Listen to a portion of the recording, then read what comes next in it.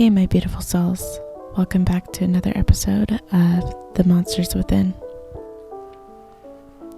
So, take a minute, take a deep breath, and come back to me, to our safe space. No fear, judgment, or any kind of commitment.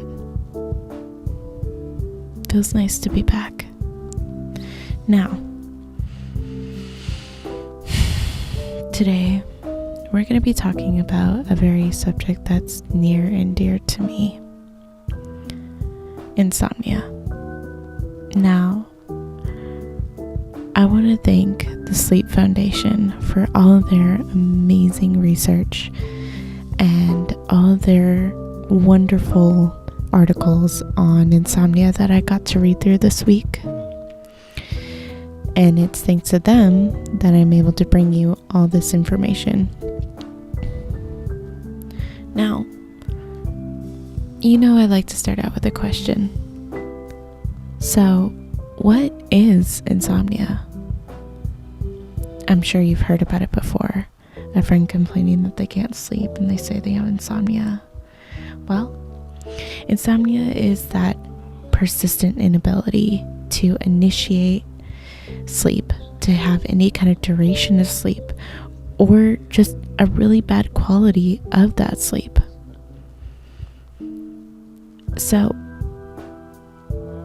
you have to have some kind of guidelines to diagnose somebody with insomnia. Well, in order for a person to be diagnosed, there has to be two factors at play. One is sleep difficulty despite an opportunity for normal sleep. So you lay in bed and sit there, or you lay there, or you twiddle your thumbs and try to count sheep.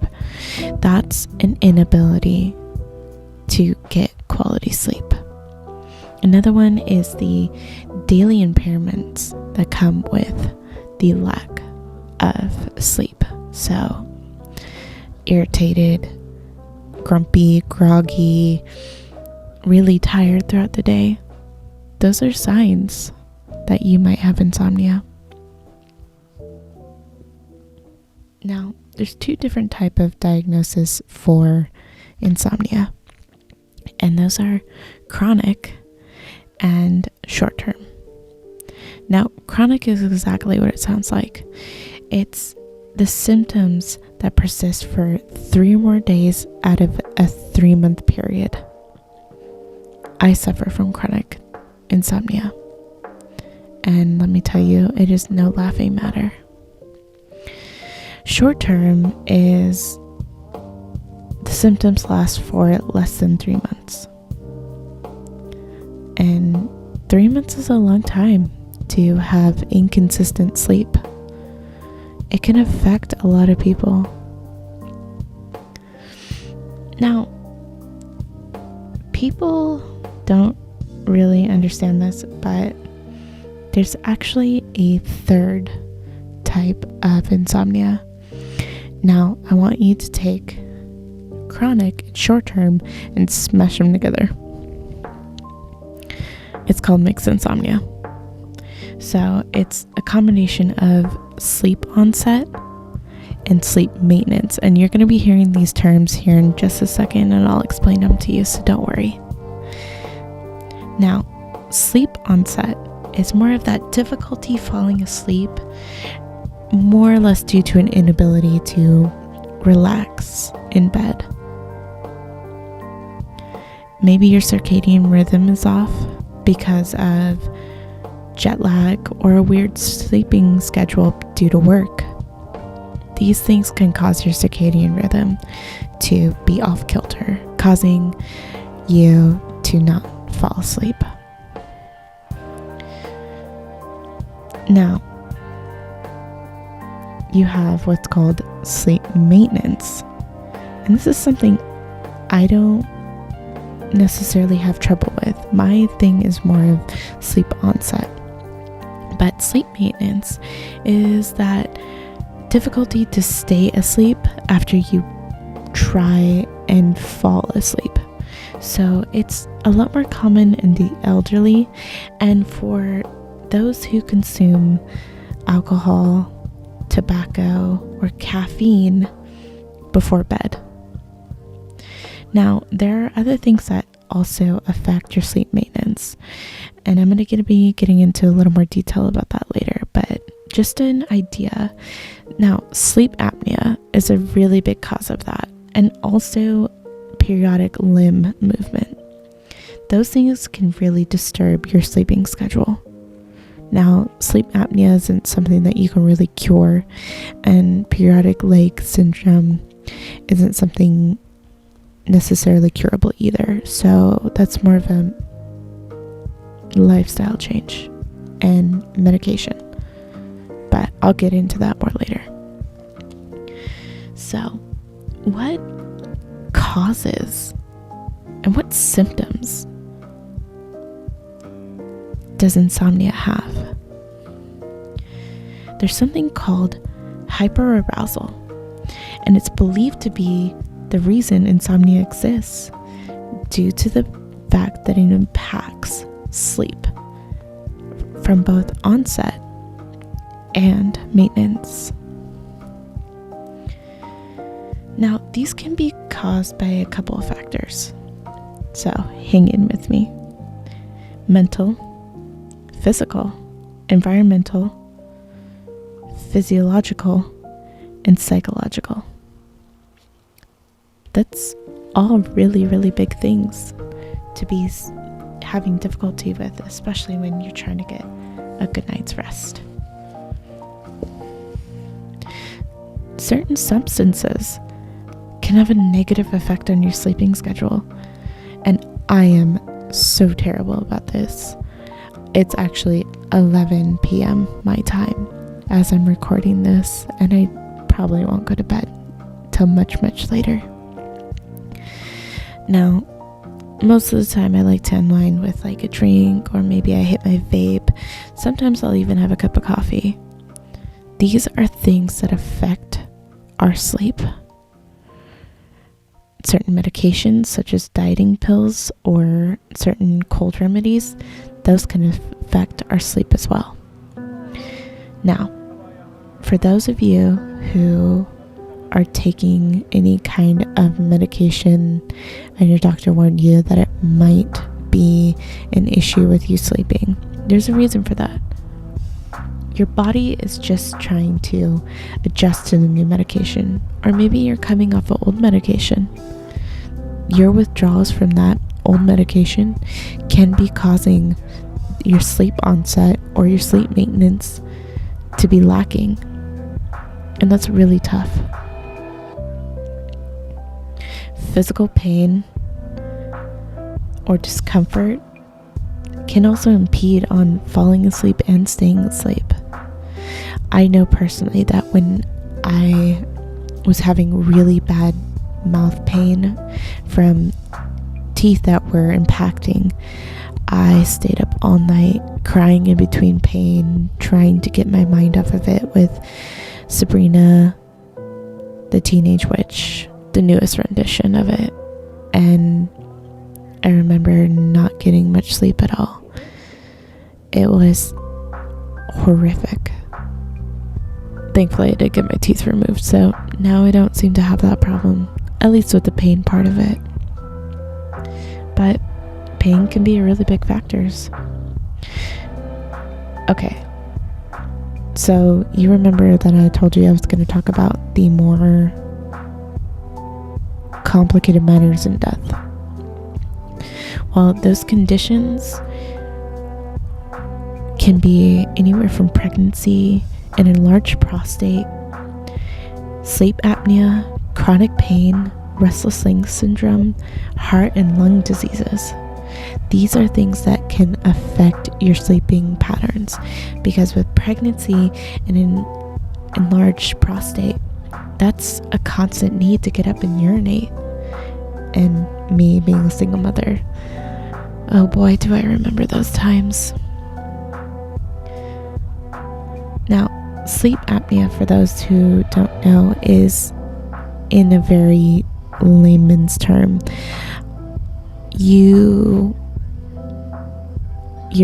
esophagus, now I might say some wrong things, but you'll kind of get the gist of what I'm saying. Your esophagus collapses on itself and you aren't able to breathe properly in order to continue to breathe and to not interrupt your REM cycles. And if you've ever heard of a CPAP, that's to help those with apnea. And it's, think of Darth Vader and how he sounds. It's a mask that goes over the top of your mouth to help push oxygen through your mouth and to keep you sleeping normally. Chronic pain, like I talked about with my teeth, is another really big factor because most people can't fall asleep when they're in pain. And chronic pain is even worse, like endometriosis. Those women who suffer from endometriosis are in pain all the time. And not just men. Sorry, not just women. But men have chronic pain too. Men, you work your butts off and most of the time it's back injuries and it's uncomfortable to sleep. That is a big cause for why you are not getting enough. Alright, let's move on. So, let's bring it back. Insomnia is really, really common in those who suffer from mental or behavioral issues such as ding, ding, ding, depression. It's very true. And to stay awake on those nights where you just want nothing more than to sleep, it's so difficult. But there are ways to combat it, and I'll get into that later. Now, stress and anxiety are big contributors that amplify those stressful and anxious situations that causes you to continuously go through the repetition of, oh, I should have done this. Oh, I should have done that. Oh no, what about this? Oh no, what about that? I did this wrong. I did that wrong. All you're doing by allowing those anxious thoughts to continue to permeate your mind is keeping you awake.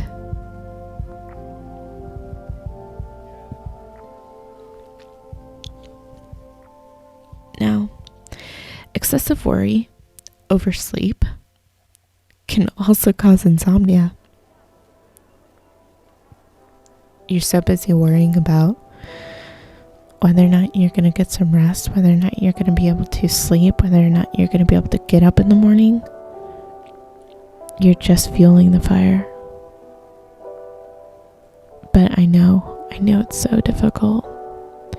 It's so difficult not to keep fanning those flames. Because what else are you going to do? You have all the time in the world. There's nobody up. There's nobody listening. There's nobody watching.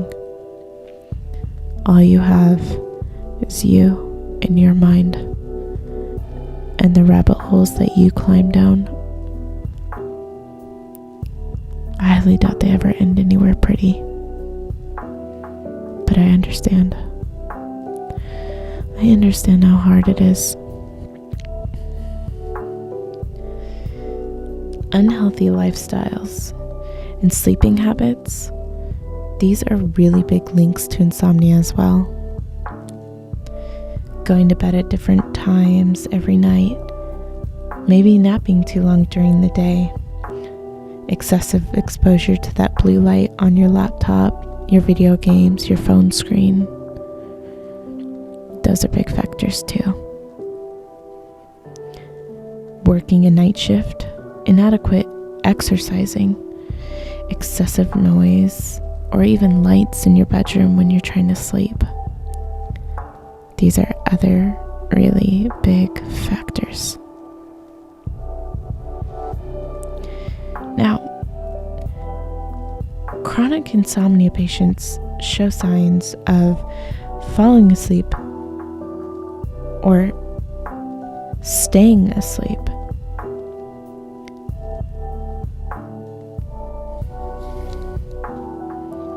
I know that doesn't make any sense, but bear with me. It's that difficulty to fall asleep. It's that difficulty to stay asleep. Waking up earlier than planned. Nobody ever likes waking up before their alarm. Not feeling tired or ready for bed at the time that you normally set yourself to go to bed. So you really don't feel the need to fall asleep. Daytime impairments such as fatigue, memory and concentration difficulties, mood disturbances, hyperactivity, and aggression. Yeah, you're hyper after not getting any sleep. Might be time to go see a doctor. Now, let's talk about how we can combat these symptoms and these causes, because I'm never going to come here and talk about these things and then not give you ways to help yourself. So, those of you with chronic insomnia, sometimes prescription medication, cognitive therapy, or other forms of formal treatment might be beneficial or even necessary. Healthy lifestyle changes can also prove to be extremely beneficial. Maybe limit or eliminate nap time, especially late in the day. You always end up groggy. Restrict the use of alcohol, caffeine, and tobacco in the evening. Avoid late night snacking or meals. Limit screen time an hour or so before bed. Maintain healthy diet and exercise. If you make that a routine, you're going to be tired because you're putting yourself back onto the proper circadian rhythm, and your biological clock will reset. Follow a consistent sleeping schedule. In the morning and evening, every day.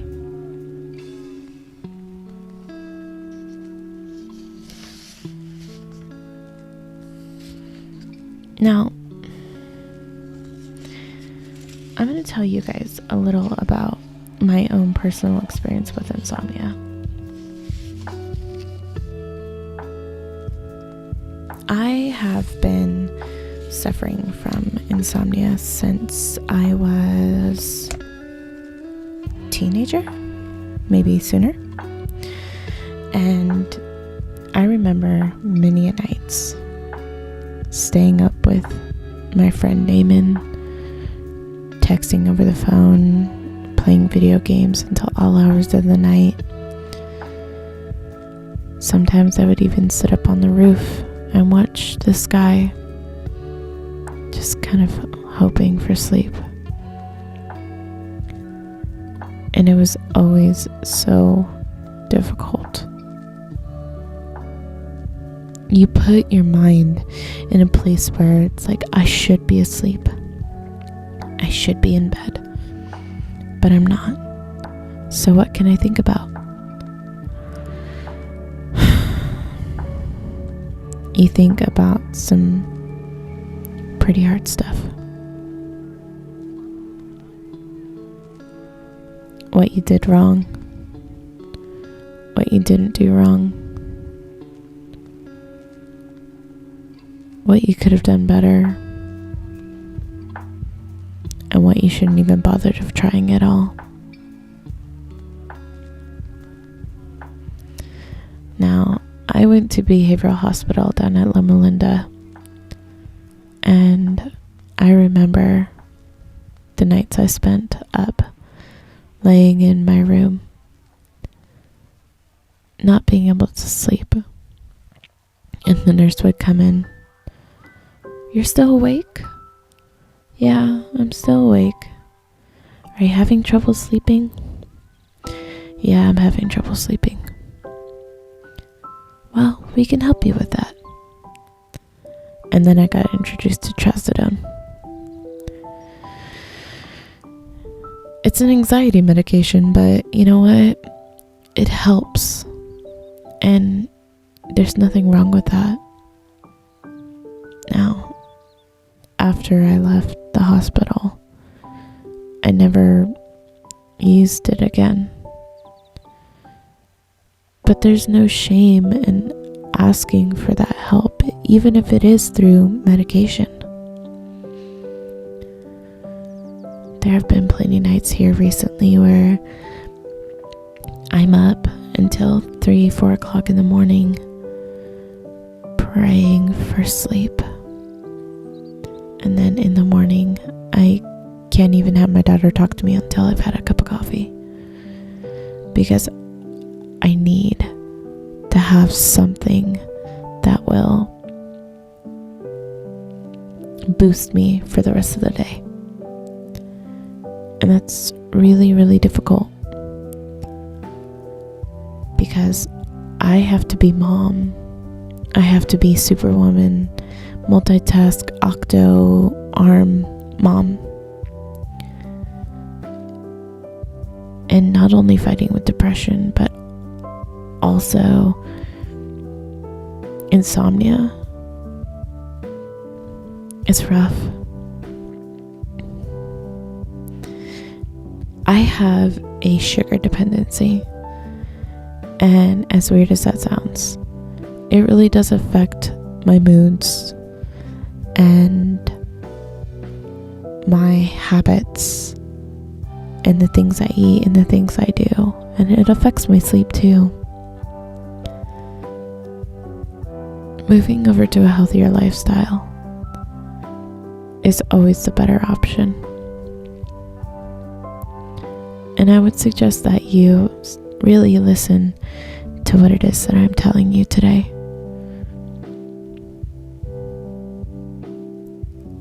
You owe it to yourself to try to do something better for you. Try some of the things that I've talked about today. And if you don't, well, the help is still there. Just because the hand has been reached out does not mean that it gets retracted when you say no. So, take a deep breath and relax,